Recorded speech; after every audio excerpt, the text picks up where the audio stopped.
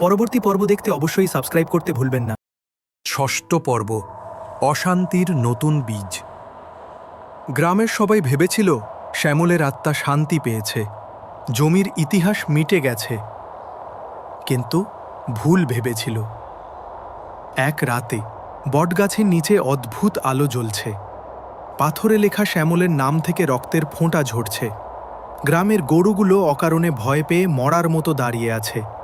বুড়ি মালতী চোখ উইডনিং করে বলল, ওই দেখ, গাছের ডালে কে যেন বসে আছে। সবাই তাকাতেই দেখে একটা কালো ছায়া, শ্যামলের মতো নয়, আরও ভয়ঙ্কর।